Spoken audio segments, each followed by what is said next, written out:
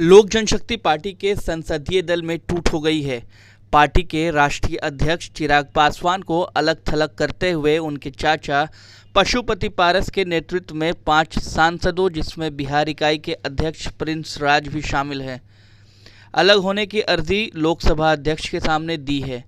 माना जा रहा है कि इस विभाजन को अंजाम देकर मुख्यमंत्री नीतीश कुमार ने चिराग पासवान से पिछले विधानसभा चुनाव में अपने उस अपमानजनक परिणाम का बदला लिया है, जब उनके नेतृत्व में लड़ने के बाद उनकी पार्टी जेडीयू तीसरे नंबर की पार्टी रही और राष्ट्रीय जनता दल 1 और भाजपा विधायकों की संख्या के मामले में दूसरे नंबर की पार्टी बनी। नीतीश ने इस परिणाम के बाद चिराग से हिसाब किताब बराबर करने का फैसला किया था,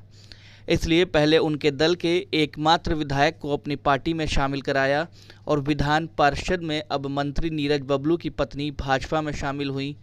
लेकिन संसदीय दल में सेंध लगाने का जिम्मा नीतीश ने अपने सबसे विश्वसनीय सलाहकार और लोकसभा में संसदीय दल के नेता राजीव रंजन उर्फ ललन सिंह को सौंपा। ललन सिंह ने पूर्व सांसद सूरजभान सिंह के मार्फत नवादा के सांसद चंदन सिंह को तैयार करना उतना मुश्किल नहीं था, क्योंकि उनके पुराने संबंध रहे और चंदन की कुछ महीने पूर्व बीमारी के दौरान नीतीश कुमार ने खुद मॉनिटरिंग भी की थी, जिसके कारण वो बगावत करने के कतार में आ गए।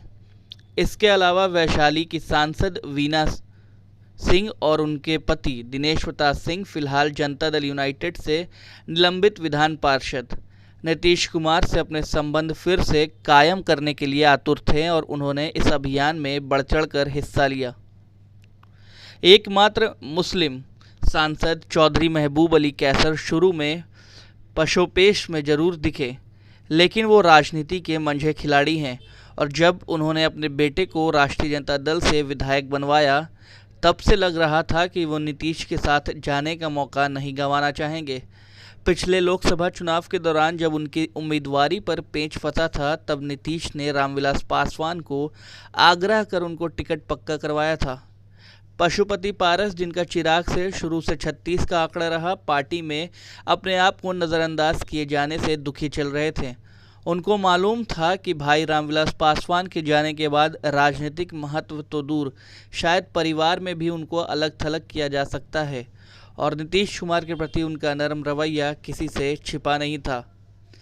पशुपति जब लगातार 2 चुनाव हारे थे तो नीतीश ने उनको विधान परिषद का सदस्य बनाने के से पहले मंत्री पद की शपथ दिलवाई थी।